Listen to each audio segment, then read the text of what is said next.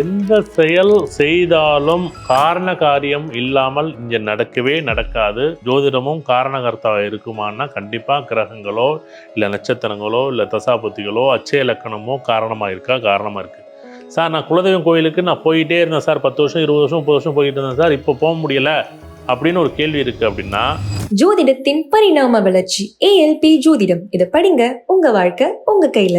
நீங்கள் உங்கள் ஜாதகத்தை தெரிஞ்சிருந்துச்சுன்னா அந்த குலதெய்வத்தை எப்படி வழிபாடு பண்ணணும், அந்த குலதெய்வத்தை நீங்கள் எப்படி கொண்டாடணும், அந்த குலதெய்வத்தை எப்படி வணங்கணும், அந்த குலதெய்வத்தை நீங்கள் எப்படி சந்தோஷமாக வச்சுக்கணும். குலதெய்வம் அப்படிங்கிறது என்ன அப்படின்னா, முதல்ல உங்களுடைய முன்னோர்கள் மூதாதையர்கள் உங்கள் வாழ்க்கையில் ஏதோ ஒரு வகையில் வழி வம்சமாக வந்தவர்கள். முதல்ல நம்ம என்ன சொல்லணும், ஆன்மா தொடர்பு. குலதெய்வங்கிறது என்ன, ஆன்மா தொடர்பு. இந்த மூச்சு சுவாசம்னு ஒன்று இயங்கும்போது, மூச்சு காற்று அப்படி ஒன்று இயங்கும்போது இந்த ஆன்மாங்கிறது ஒன்று என்ன பண்ணுது, ஏதோ ஒரு வழி வம்சத்தில் இன்னாருடைய பேரன் இன்னாருடைய பாட்டி இன்னாருடைய வம்சத்தில் உரிச்சிக்கிட்டே வந்திருக்காங்க அப்படின்னு நம்ம சொல்லுவோம்ல. இந்த முன்னோர்களுடைய தொடர்புகள், ஆசீர்வாதங்கள், பிரார்த்தனைகள், வேண்டுதல்கள், கர்மா, விதி, தலையெழுத்து நம்ம சொல்கிறோம்ல, அதுதான் இந்த ஆன்மா, அதுதான் இந்த குலதெய்வம். குலதெய்வம் என்ன நினைக்குது, சார் நம்ம குலதெய்வம் கோயிலில் போய் சாமி கும்பிட்டோம் சார், எனக்கு சங்கடமாக இருக்குது சார், குலதெய்வம் கோயில் போகவே முடியல சார், எனக்கு ரொம்ப மனசு கஷ்டமாக இருக்குது சார். இந்த மனசும் குலதெய்வமும் ஒன்றோட ஒன்றா அப்படின்னா அது ஒன்று. உங்களுக்கு மனசுக்குள்ளே ஏதோ ஒரு காரணம் இருக்கும், எனக்கு ஏன் நடக்கலை, எனக்கு ஏன் இப்படி நடக்குது, நான் ஏன் இப்படி பண்ணுறேன், நான் நல்லதானே செய்கிறேன், வேலையில் பிரச்சனை இருக்குது, எனக்கு வருமானத்தில் பிரச்சனை, குடும்பத்துக்குள்ளே இப்படி நிறைய நெருடல்கள் இருக்குது நம்ம சொல்கிறோம்ல. இப்போ எனக்கு மனசு கஷ்டமாக இருக்குது சார், மனசுக்கு ரொம்ப குழப்பமாக இருக்குது சார், ஒரு முடிவே எடுக்க முடியல நீங்கள் சொல்கிறீங்கல்ல. இப்போ குலதெய்வத்தோடைய அனுக்கிரகம், குலதெய்வத்தோடைய நிகழ்வுகள் எனக்கு முழுமையாக இருக்கான்னு கேட்டால் இல்லை. இந்த மனசே சரியில்லை அப்படின்னா என்ன பண்ணுவோம், வீட்டில் ஒரு விளக்கேற்றி சாமி கும்பிடுங்க. மஞ்சள் என்ன பண்ணுவோம், ஒரு வட்டமாக ஒரு வட்டத்தை போட்டு என்ன பண்ணுவோம், 3 பொட்டு குங்குமத்தில் வச்சு அந்த ஊன் உள்ள போட்டு லாபம்னு எழுதி அதில் என்ன பண்ணிடுவோம், ஸ்ரீ ஆமை குலத்து பெரிய ஐயனார் துணை, என்னுடைய குலதெய்வம், என்னுடைய வழி வம்சம் இவருடைய வழியிலே தான் நான் வந்திருக்கேன். நம்ம அதனுடைய ஜீன் இருக்கான்னா இருக்குது, அதனுடைய ஆழம் இருக்கான்னா இருக்குது, அதனுடைய பதிவுகள் இருக்கான்னா இருக்குது. அப்போ அந்த பதிவுகளுக்கும் என்னுடைய குலதெய்வத்துக்கும் சில நேரங்களில் ஒத்து வராது.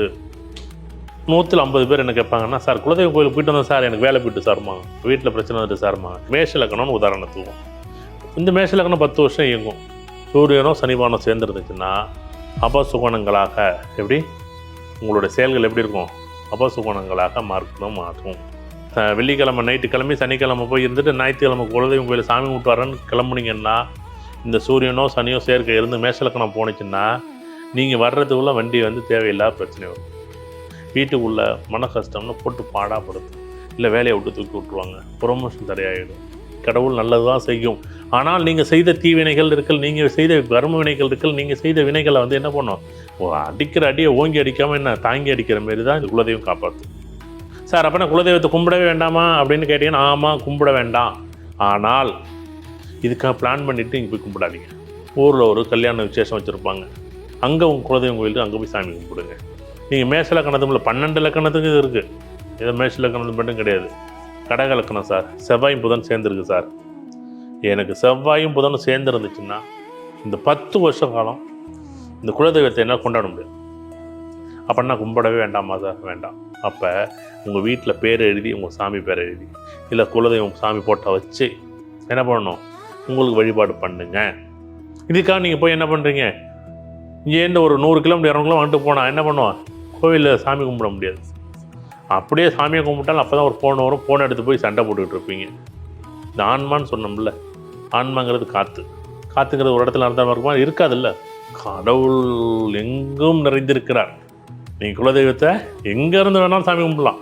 உங்கள் முன்னோர்கள் ஐயனாராக இருப்பார், கத்தவரானாக இருப்பார், வீரனாக இருப்பார், பெரியாச்சியாக இருக்கும், சின்னாச்சியாக இருக்கும், சடச்சியாக இருக்கும், ராவுத்தராக இருக்கும், ஒரு எல்லைக்கல் சாமியை கும்பிடுவாங்க. நீங்கள் எங்கே போகிறீங்களோ, காவல் தெய்வம் எங்கே இருக்கோ போய் கும்பிடுங்க, ஒன்றும் கோச்சிக்காது. எல்லாம் மாமன் மச்சம் பெரிய பஞ்சத்தப்பம் இப்போ சொந்தக்காரனாக தான் இருப்போம். எங்கேயாச்சும் நீ எங்கேனாலும் போய் சாமி கும்பிடுவோம். எனக்கு விருச்ச இலக்கணம் சார் ALP, எனக்கு விருச்ச இலக்கணம். உதாரணத்துக்கு குருவோ இல்லை சூரியனோ சேர்க்கை இருந்துச்சுன்னா அந்த 10 வருஷ காலம் குலதெய்வம் கோயில் போக முடியாது. குலதெய்வத்துக்கு போனால் அபசுகுணமாகவே வரும். அப்போ இந்த காற்றுங்கிறது ஒரு இடத்துல இருக்காது பாருங்கள், அது கோபுரத்துலேயும் இருக்கும், விக்கிரகத்துலேயும் இருக்கும், மூலவர்கிட்டையும் இருக்கும், உற்சவர்கிட்டையும் இருக்கும். நீங்கள் எங்கே சாமி கும்பிடுவீங்க? அப்படியே சாமி கும்பிட்டாலும் அப்போ தான் என்ன பண்ணும், ஃபோன் வரும்.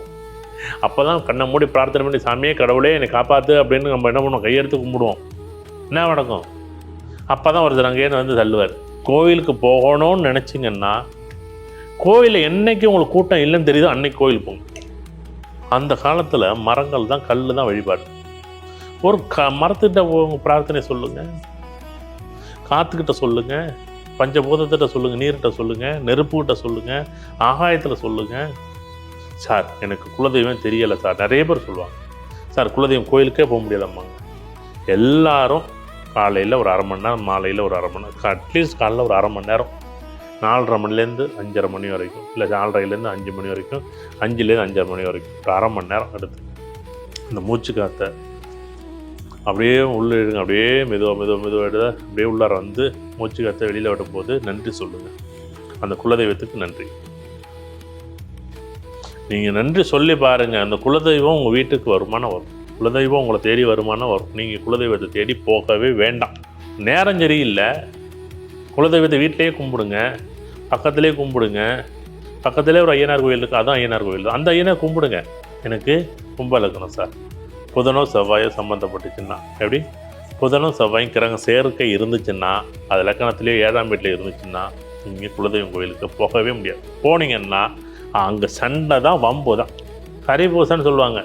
கரிபூசை வர்றவங்க சாப்பிட்டுட்டு சும்மா இருப்பாங்கள்ல, அங்கே என்ன பண்ணுவாங்க, பங்காளி சண்டை வந்துடும், பங்காளி சண்டை வந்துடும், ஏதாவது சண்டையை கொண்டாந்து விட்டுவிட்ருவாங்க. சார் ஒரு பொண்ணுக்கு காதணி விழான்னு சொல்லுவாங்க, ஒரு பொண்ணுக்கு காப்புன்னு சொல்லுவாங்க, ஒரு பொண்ணுக்கு வளகாப்புன்னு சொல்லுவாங்க. எல்லாத்தையும் கொண்டாந்து அங்கே கோயிலில் வச்சுக்கிட்டு என்ன பண்ணுவாங்க, ஆமாம் அந்த சொத்தில் இன்னும் பக்கம் இருக்குது, பிரச்சனை இருக்குதுன்னு அப்போ தான் ஆரம்பிப்பாங்க. எப்படி? ஆனால் இந்த கும்ப லக்கணத்துக்கு இதை தான் பேசுவாங்க.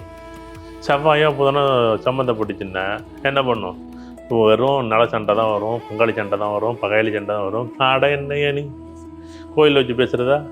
வீட்டுக்கு போங்க, தனியாக உட்காருங்க, அண்ணன் தம்பி மாமனும் மச்சனை பெரியப்பனை சித்தப்பனும் அது பேசுங்க, கொடுக்கல் வாங்கல பேசுங்க.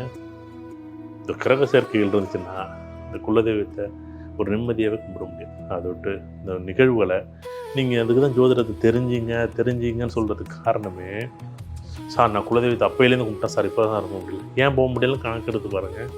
அப்போ வீட்டில் எப்படி கும்பிடணும்னு தெரிஞ்சிங்க, அதை எப்படி கொண்டாடணும்னு தெரிஞ்சிங்க, அதை எப்படி வாழ்த்தணும்னு தெரிஞ்சிங்க, அதை எப்படி வரவேற்கணும்னு தெரிஞ்சிங்க. அவ்வளோதானே விஷயம். கொண்டாட வேண்டிய விஷயத்த நம்ம என்ன பண்ணுறோம், ஏன் பயப்படணும்?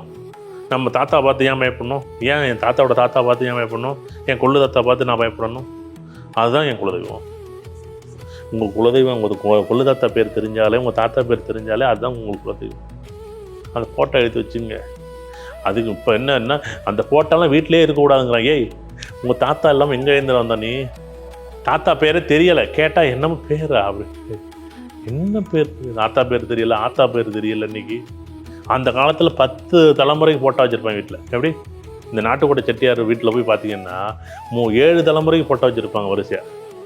அப்போ தான் வந்து பரம்பரை வம்சம் விருத்தி அழகாக கொண்டாட முடியும். அப்போ தான் அதை அழகாக பார்க்க முடியும். அப்போ தான் அழகாக இவரோட வம்சத்தில் தான் நம்ம வந்திருக்கோம், எல்லாருக்கும் ஒரு அடையாளம் இருக்கும். அப்போ ஃபோட்டோவே எடுக்கிறது வழி கிடையாது, வரைகிறது தான் ஃபோட்டோ. அப்போ வந்து 8 போட்டோ 9 போட்டோ வீட்டில் மாட்டிருந்துச்சு. இப்போ பார்த்தா போட்டோ யார் போட்டோ இருக்குன்னு தெரியல, எங்கே இருக்குது போட்டோ? தாத்தா போட்டோவும் இல்லை, ஆத்தா போட்டோவும் இல்லை. நீங்கள் உங்கள் வீட்டில் குலதெய்வம், உங்கள் வீட்டில் வாசம் செய்யணும்னா ஆத்தா தாத்தா போட்டோ இருந்துச்சுன்னா குலதெய்வம் உங்கள் வீட்டுக்கு வந்துடும். நீங்கள் வேறு எங்கேயும் தேடாதீங்க, குலதெய்வம் உங்களுக்கு வந்துடும். அது கற்பனை சாமியாக இருந்தாலும் சரி, பெரிய சாமியாக இருந்தாலும் சரி, அல்ல நீங்கள் வந்து பெரிய கற்பனாக இருந்தாலும் சரி, இல்லை சின்ன கருப்பாக இருந்தாலும் சரி, காற்று கருப்பு எல்லாம் நீங்கள் உலகத்தில் நீங்கள் என்ன சாமி கும்பிட்டாலும் அட்லீஸ்ட் உங்கள் வீட்டு பக்கத்தில் இருக்க ஏதோ ஒரு மரத்தை கும்பிடுவாங்க, இல்லை புத்தை கும்பிடுவாங்க. அதான் சாமி அன்னைக்கு, புத்து தான் சாமி அன்னைக்கு, புத்து தான் கடவுள் அன்னைக்கு. இது இன்றைக்கி தான் நம்ம எல்லாருமே வழிபாட்டு முறைகளை மாற்றிருக்கோம். அன்னைக்கு சிறுதெய்வங்களோட வழிபாடுகள் தான் இருந்துச்சு. மரத்துக்கு மேலே அவ்வளோ நம்பிக்கை இருந்துச்சு. ஒரு ஆலமரமோ அரச மரமோ வேம்பு மரமோ கண்டிப்பாக சாமி கும்பிடுவாங்க. ஒரு மரத்தை கும்பிடுங்க, நீங்கள் மரத்தை கும்பிடுங்க. உங்களுக்கு நடக்கலைன்னா என்னை கேளுங்க. நீங்கள் அதுக்காக நான் வந்து மோடி மாரி ஆகணும்னு கேட்காதீங்க. அவங்கவுங்களுக்கு என்ன பிரார்த்தனையோ அந்த வேண்டுதலை நல்லபடி வைங்க. எனக்கு வேலையில் பிரச்சனை இருக்குப்பா, அந்த வேலையில் பிரச்சனையை நல்லபடியாக தீர்த்து வை, நான் நல்லா வேலை செய்கிறேன் அப்படின்னு சொல்லணும். கடவுள்கிட்ட போய் நேராக கேளுங்க, அவன் அப்பாட்ட கேட்க அப்படியே அம்மாட்ட கேட்குற மாதிரி கடவுள்கிட்ட கேளுங்க, எனக்கு வேணும்னு கேளுங்க. ஆனால் செய்கிற செயல் நான் செய்யணும், நான் உழைக்கிறது ரெடி, எனக்கு வேலையை கொடு. எனக்கு நான் வேலையை செய்ய மாட்டேன், எனக்கு பிரச்சனை இருக்கக்கூடாதுன்னு சொல்லலாம் வேண்டக்கூடாது. வேண்டது ஒரு நியாய தர்மம் இருக்குல்ல. கடவுள்கிட்ட கேட்குறது அப்படி தான் கேட்கணும். அப்ளிகேஷன் கொடுக்க மாட்டேன் வேலை கிடைக்கணும்னா, அவனுக்கு நேரம் சரியில்லைப்பா, லக்கணம் சரியில்லைப்பா, அச்சய லக்கணம் சரியில்லைப்பா, எனக்கு தசாபுத்தி சரியில்லைப்பா, எனக்கு புத்தி சரியில்லைப்பா, புத்தி சரியில்லைன்னு என்ன? தசா புத்தியை தான் புத்தி சரியில்லைன்னு சொல்றது.